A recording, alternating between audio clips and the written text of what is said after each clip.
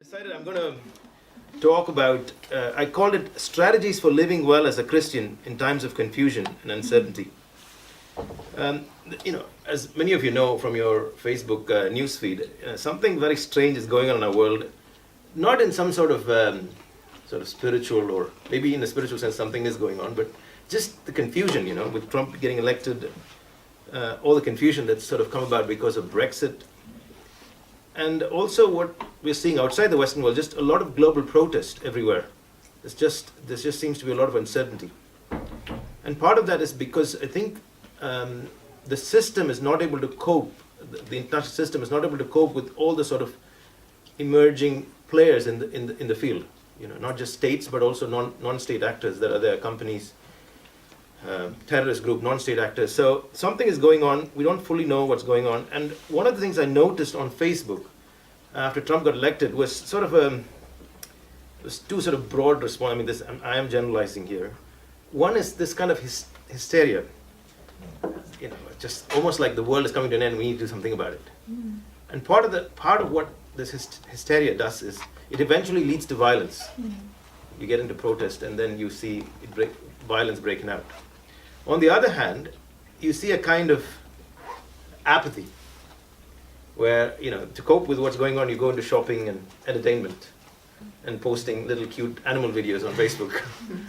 And I think there should be a better way to engage our world and what's going on. And part of that is about how we live personally. So in some ways, I think what I want to share today is about yourself, your soul, a community like this, and how can you live well as a Christian in these times. And if we don't have that sort of intentional ideals for what you're seeking to live by, you're going to find that the spirit of this age is going to form what you become. And so you've got to have that sort of choice that you make. And I want to give you 6 sort of strategies or ideas or thoughts, and hopefully this will give us something to talk about and ask questions. And I'd like to hear your own thoughts as I end these 6 points that I want to make. I think the first thing I want to say on living well is about the fundamental requirement as a Christian for speaking the truth. We live in a post-truth world, and everyone has their own alternative facts. Mass propaganda through social media is now the new norm, constantly being in advertisements that are coming to us. What articles we're reading, there's a sort of propaganda or some agenda there that doesn't we're not as free as we think. So in that kind of world, I think speaking the truth is so important. For Christians, the distinction between truth and lies is a spiritual matter. It's not just a sort of inconvenient side issue that we have to sometimes think about. The distinction between truth and lies is a spiritual matter. Of course, we understand this. We know that without the foundation of truth, you cannot have a just social order. And if you want justice in the world, one of the prerequisites for that is that truth is at the foundation of that just order. And so in your own life, I think you've got to sort of cultivate this habit of speaking the truth. Not always easy, but that just should become, it won't be, speaking the truth is not first nature for anybody, a sinful human being. Speaking the truth is not our first nature. But because of the work of Christ in our lives, it can become second nature. It's something that we grow in. Of course, Bible tells us about speaking the truth in love, and sometimes not saying anything could be the wisest thing you could do, but always have this attitude of speaking the truth, because you want to be a truthful person. Truth matters. And Jesus said, in John chapter 1, it says Jesus was full of the truth, and he also said, I am the truth. The second thing I want to give you to live well in this confusing times is pursue community. You can't become a mature Christian alone. Without community, there can be no Christian formation. You can't become a mature Christian without learning to live with each other and pursuing these relationships. This community that you have here is very important. The human soul cannot reach its full potential without real relationships with people who are different from us. And community is about that place where you learn to love in the midst of difference. So in a sense, healthy communities are one that includes differences.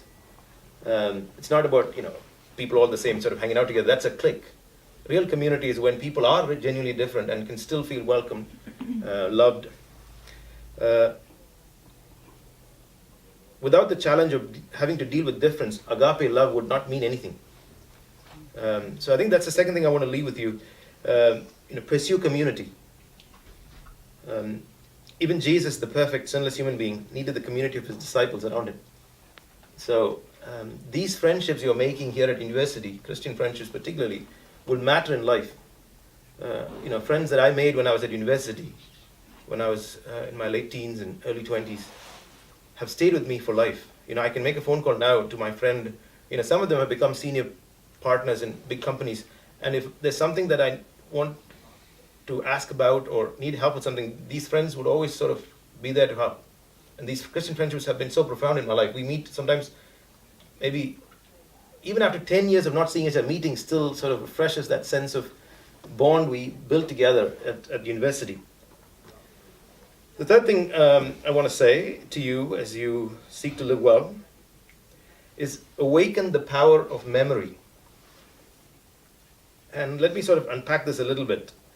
The Christian faith is fundamentally in some ways about memory. Think about it for a minute. It is about remembering the story of God through what he did in the nation of Israel, the death and resurrection of Jesus, and the long history of the church as a signpost for God's continuing victory over evil and darkness. When we live in these times and you sort of get caught up with what is going on now, we forget that God has been at work through 2,000 years of church history, doing his thing. Trump becoming president is not the end of the world. Memory is fundamental to our identity and mission as Christians. And you've got to awaken the power of memory. Part of this is keeping a journal for your own life and remembering what God has done in your own journey so far. Take time to think about times in history when it looked really dark and God came through.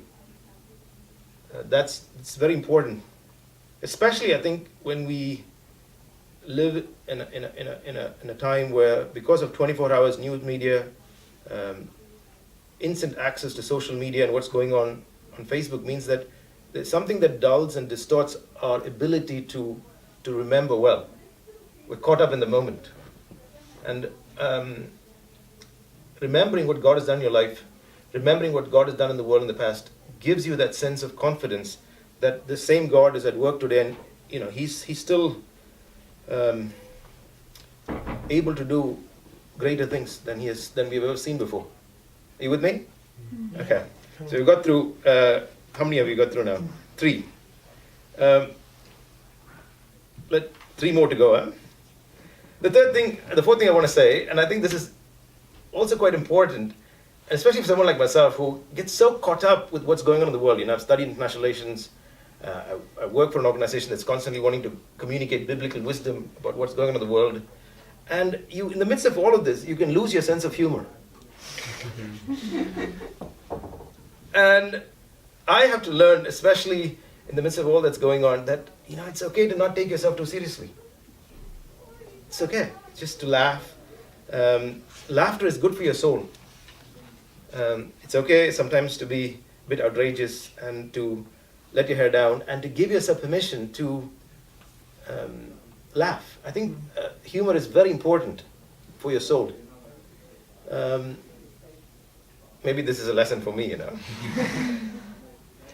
But also, I've realized that in times like these, when it's so confusing and you realize there's something going on and you can't get your head around it, I've realized that satire and comedy actually has a way of breaking through all of that and getting to the heart of what's going on. I think this is why sometimes comedians are prophetic people.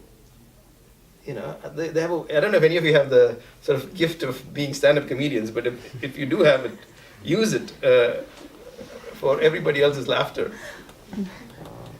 Does that make sense? Yeah, I think we forget that Jesus himself, I think Jesus had I was going to say a wicked sense of humor, but that would be theologically heretical. Never say those three words together. Jesus had a sense of humor.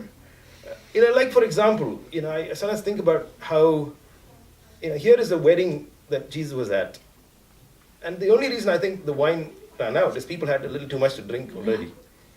And then Jesus becomes, chief bartender there by making this miracle happen. Or, the other story that he told of this example of where this king invites people and, this is an A-list party and there's this sort of A-list guest and they don't show up and then the king decides to invite the nobodies, the beggars and, suddenly the joke is on the people that were on the invite list. And I think Jesus had ways in which he turned the Jewish mind and its sort of understanding of who they were on its head. Like, for example, Jesus compares King Solomon to a flower that grows by the wayside. Have you considered the lilies? And yet Solomon in all of his splendor was not dressed like one of these. I think that was actually Jesus making a joke about how the Jewish people were trying to think of themselves as so important. So I think, fourthly, have a sense of humor, laugh a lot, understand that, you're not the boss of the show. God is. Added to that, I think I would say it's also equally important for your soul to take time to appreciate beauty. Especially at a time, not just visual beauty, I think beauty that is there in music or poetry. I didn't grow up in a Christian home or a church that appreciated beauty. I remember, I'll sort of illustrate this. A team from England, I took a group of from my youth at my church to India to help with a home. It was a home for girls that had become orphans, and these girls were growing up in this orphanage, as you would call it, going to school. And one of the girls on the team, named Abby, had this incredible gift of doing art. And she decided that she wanted to make a painting because the whole place looked quite dreary and somewhat, ugly. And so she wanted to do a painting there that would be beautiful. And I remember the people in charge of the orphanage were puzzled that this team wanted to go and buy paint and come and do a painting that was going to not be some Bible verses there. So initially they wanted to know why you're not putting up a Bible verse, because that would be useful for them in their Christian faith. But then when they agreed that, okay, we do, she was very adamant that she wanted to do a painting, something that was beautiful. So then they were quite, even upset, I think a little bit upset that it wasn't going to be some painting of the resurrection of Jesus, the tombstone moved and Jesus was coming out of the grave. That why wasn't a Christian, and she just wanted to do some artwork that reflected beauty. And I think that's the kind of experience I've had, and I think it's important that you take time to appreciate beauty. We were with a Christian artist this weekend from Romania who's going to do some sculptures here in Cambridge, and I think it's so important that we give room for. There's a place for beauty, And I think, so you can ask, how does this connect to who Jesus is? And what I would say to you is, I think Jesus was a brilliant storyteller. His stories have become timeless. These parables that he came up with, I think he just made them up. So it doesn't always have to be visual beauty, but it's got to be like good storytelling literature. Without beauty, your soul will wither and die, especially in a context like this where we are dominated by images. And finally, I think I want to say this, and I want to say this carefully because I don't want it to contradict other things I've said, but ultimately I think there is something about the Christian life that is about embracing suffering. Doing justice in a world defined by injustice will mean that at some point you will have to suffer because you want to do justice. And one of the big lies in our age is that we can be and we are in control. Suffering is about not being in control. It's about being vulnerable and having to be in a place where you're weak. Being in total control, I think, is the road that eventually would lead to hell. And it is man trying to be God. But even God, who has the power to be in control, in the end chose to walk the path of suffering and vulnerability. and he is our example. So if you're constantly trying to live by the spirit of this age, which is to be in control, it's going to be very difficult to live well as a Christian. Living well as a Christian is so different from this place of being in control. And that's why I said I want to say this carefully, but it's about trusting that in giving up control, you are in not being in control, you're trusting God in a way. I think that's what suffering is. And of course, for most of us, suffering is not going to be physical, but some of the suffering that you will have to endure and bear is going to be emotional and psychological. But we know that Jesus says, if you want to follow me, you've got to deny yourself and take up the cross and follow me. Suffering is going to be part of this living well. It's a strange paradox. And that is the Christian life. In choosing to die, Jesus became the manifestation of God's resurrection power. I think I'll stop with that, and maybe you can ask some questions and we can talk a bit more. But I think these 5 things of truth, community, memory, laughter, beauty, and suffering are some pointers for you to live well in these confusing times. Okay. Thank you very much. So it's your turn to ask some questions. With your last point, like, I guess I see what you're saying. How do you figure out what the sort of appropriate boundaries and what do you put yourself into are? For example, like, we're often told, if you're in terms of like emotional and psychological suffering, we're often told, if you're trying to help people, you need to like protect your own emotional health enough that you can carry on being effective. Like, don't take on too much and sort of thing. So what do you think about that? How do we sort of look after ourselves whilst living sacrificially? Sure. And is it possible to live sacrificially whilst looking after ourselves? I think the answer to your question in the most general sense is about how do you love yourself well so that you love your neighbor well. And you've got to do both. And in fact, the commandment is love your neighbor as you love yourself. So you've got to love yourself. Self-love is not fundamentally anti-Christian. But self-love is a kind of way in which your orientation for life is service. You're not looking to self-serve, but you're looking to serve others. But to serve others well, you've got to be in a healthy place. You can't be sort of spilling over with your own emotional stuff that it sort of becomes, helping others becomes an escape from dealing with your own self. I sometimes think both Princess Diana and Mother Teresa sought to do good for others, but I wonder whether their motivation and reasons for doing that good was the same. Whether one was trying to fill an emptiness that she could not overcome in herself, and the other was living from a place where she couldn't but go out and help others. And so that's a sort of vague answer, I think. So I would affirm this idea of self-love, and yet there is a place where sacrifice is this choice to walk the long road when there's an easy way to get away from something. Costly, suffering is costly, but I just think the more I think about it, we are promised and we hope for a suffering-free kind of life because that's the sort of ideal, But the Christian life, I think, is based on the equation that whatever suffering we may endure here is nothing compared to the glory that we will be enjoying with Christ in the next level. But at the same time, there's the danger in using that to sort of become kind of getting into self-harm kind of suffering, and I think I would challenge that and reject that. Okay.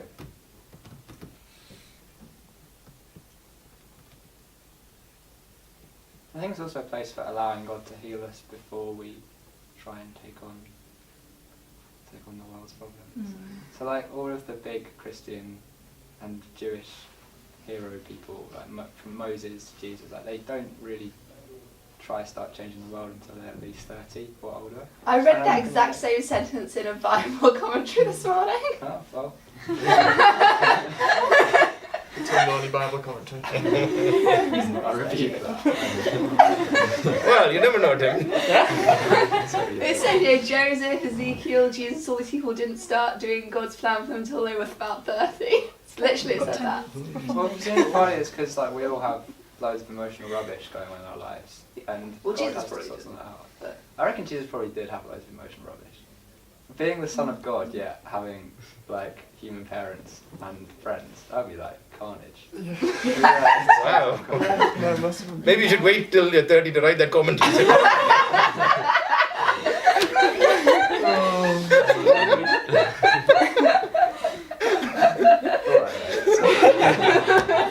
Right. You're just implying the gift of stand-up comedy.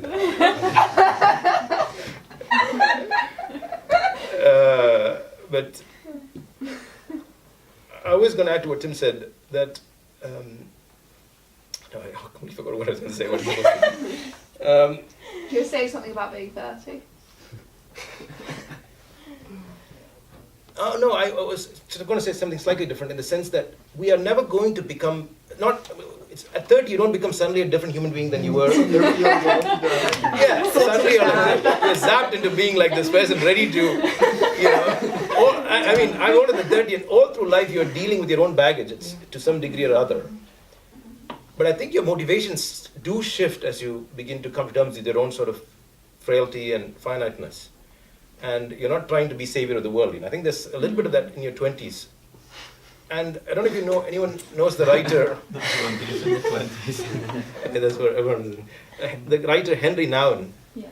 And he writes a lot about, in this book called The Wounded Healer, talks about how in the midst of our own brokenness, we can be a source of life for others. And I think there's a reason why often some of the people that have experienced the most sort of challenges in their life and are, faced brokenness, often become also sometimes the most rich channel of God's life into other people. There's a transformation that happens in the process of your own brokenness that God can then use when He gets a hold of it. Another question maybe? And then I think we'll stop with that, so it gives you some time to pack up. Anyone else has a question? It's not a question, but it makes me think of Isaiah and his writings about Jesus, and then he's like, and by his wounds we are healed. And so, yeah, but sometimes maybe when we are wounded and when we are hurt, through that, life can come to us. It's not really a question, it's just a thought. Definitely. Absolutely. And I think Paul also said, I bear in my body the marks of the crucified Christ. And in many ways, Paul's life had this sort of thorn in the flesh that he wished would be taken away. But God knew for some reason that His grace was not only sufficient for Paul, but God's grace through Paul was most effective in the midst of Paul having to carry this thorn in his flesh.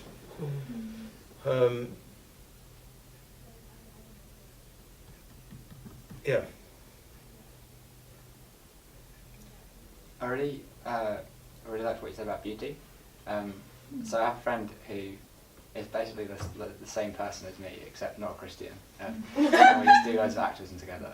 And we had a really deep conversation last summer about why we're fighting for justice. And when we pushed it, actually he wasn't able to articulate anymore why he was fighting, because the thing that mattered was just the kind of the struggle Just to the fight. make things better. Yeah. And I was like, but what is it that you're hoping to save and protect and to live for?